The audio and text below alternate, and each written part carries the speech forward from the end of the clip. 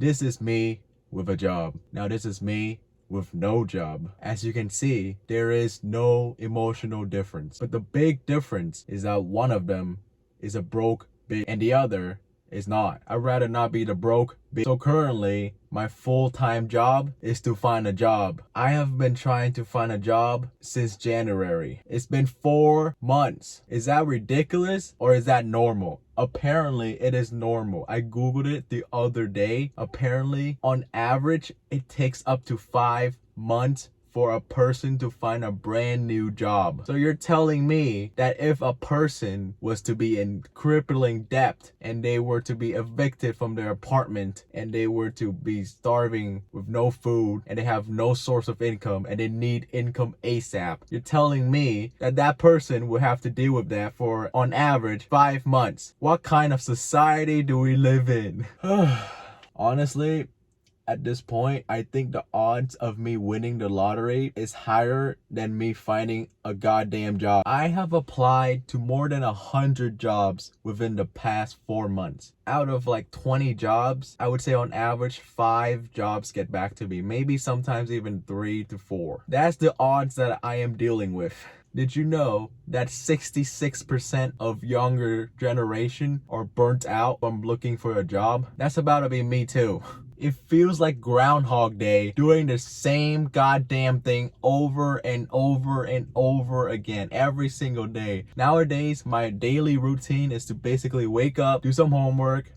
Nah, I'm just kidding. Find a job, go to sleep, rinse and repeat. Occasionally, I would have an interview and I would go to it only for them to ghost me. That's another thing I want to talk about. Apparently, ghosting your employees or your potential employees is normal now. It is basically when they give fake hopes, and I've been doing some digging, and apparently the reasoning behind this as to why managers would do this is because they would give false hopes. They would give false hopes for their current employees. So like, let's just say that the current employees ask for help, right? And so the manager would be like, oh, okay, we got you. We're gonna look for a person. They never look for a person. They just give the employee false hope just so that they can milk that employee out of their time, just so that they can save cost while maximizing efficiency, even though it's just blatantly lying. That is one of the goddamn reason. Another reason for ghosting people would be that they want to have like a good appearance for their stock prices. Companies would post ads just so that it can seem like they're hiring more people. It seems like their business is growing so that it can look good for their stock people, whatever, even though they're not actually hiring. And another reason would also be because of the manager. Usually the manager compensation or whatever depends on the stock going up. In easier terms, that basically means that they make more money the higher the stocks is. So they make more money by supporting the company, making it look good. So they post fake ads just so that they can make their company look like the business is booming. Or the best case scenario reasoning for this would be that they're keeping a talent pool just so that when they need people, they can draw from that pool. But they would still post ads regardless, even though they don't need people. It's just that they're leaving the people, the candidates there as a second option, which is ridiculous. Now, how do you know that you're looking at one when you're on Indeed or when you're on LinkedIn? Well, what I've noticed from my own experience is that if you've seen the same job months ago, they're not actually hiring, because no way are they still looking for candidates after like 3-4 months. Okay, so many people are on Indeed. So many people are hiring. It's like online dating now. And another common thing to look out for is if the job listing or the job ad has little to no detail. They have no description, they have no detail, like I just said. That just means that they didn't really care. They're not actually looking for an actual candidate. They're just posting it so they can look good or whatever the hell. Look out for those. Run away in the opposite direction. Don't waste your time. It will just demotivate you, and that's just very bad right now, considering that we might be spending at least 4 to 6 months looking for a goddamn job. And they will give you interviews with no intention of actually hiring you, just so that they can satisfy you, or they can put you in a talent pool just so that they can keep you to the side, and then maybe pick you when they actually need you months from now. Don't be discouraged. discouraged. Just know that jobs are actually doing this, and just avoid them and don't lose hope. Did you know that the odds of you actually getting hired nowadays from applying to like a bunch of jobs is 3%? That means that you should probably statistically apply at least 33 different times. At least. Maybe 34, maybe 100 times, you know? And even then, it's not guaranteed. Oh, this reminds me of gambling.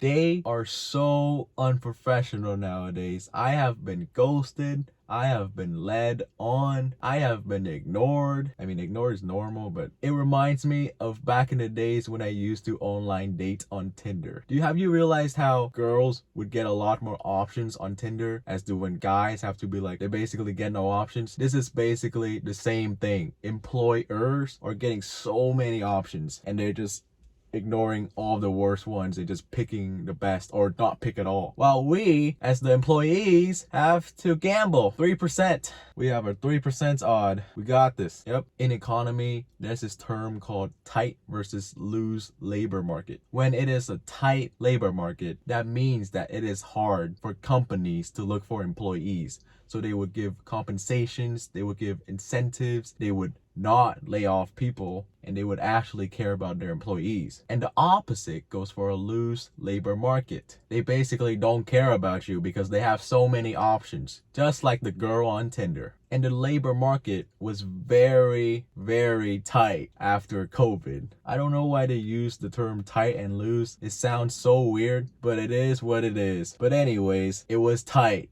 after COVID, and now it is beginning to become loose, just like your average college frat girl. Nowadays, the trend is that hiring rates is low, while layoff rates are also low. What that basically means is that companies are keeping their employees. They don't want change because of the market back in COVID, because of how much they needed employees. So now they want to keep their employees. So they don't want any new employees. And that sucks for us because we have to search for a job in an economy where they don't want us. But anyways, to sum it up, the reason I'm telling you all of this is just to remind you and also me to keep on persevering, to keep trying, to keep applying to jobs. Even though we all might be broke as hell right now, it's okay. We're gonna find that job very soon. Just look out for ghost jobs and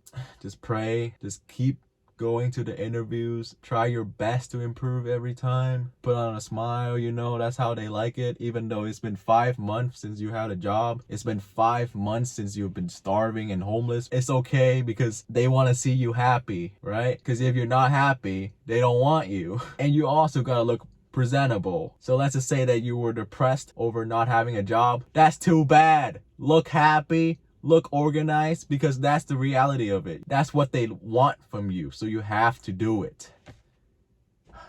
It's been 6 months since I've had a job. I quit because I took a course in college called anatomy, and it was eating me alive. So I had to quit and actually focused on it. I think that was one of the worst decisions I could have made. I could have just lessened my shifts, maybe look for another job, and then I quit. Or I don't know, in this economy, I should have just looked for another job and just stayed there because I need money. I literally feel like I'm borderline homeless. If I was by myself right now and my parents didn't help me, I would be homeless.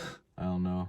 It's been a tough couple months. But yeah, if you're going through the same thing, I just want you to know you're not alone. There's actually a lot of people going through the same thing right now, including me. We got this. We will try. We'll keep trying. We cannot just give up, you know. Life cannot just stop for you because you have no job, you know. You're still gonna have to spend money eventually. And maybe one day, that one desperate workplace, that one desperate fast food place will be desperate enough to hire us. And that day we shall go outside and celebrate. And it is inevitable. It's kind of funny how minimum wage jobs are so hard to get into now. supposed to be the starter jobs. Imagine once we get degrees or whatever. I cannot imagine the odds of getting hired at higher jobs right now. Like, oh my boy. Anyways, good luck. And yeah, that's about it. Bye. Given how long it's taking for me to find a job right now, you would assume that I'm like an ex-criminal, but nah, I promise you, I'm just a regular 19 years old dude that's going to college.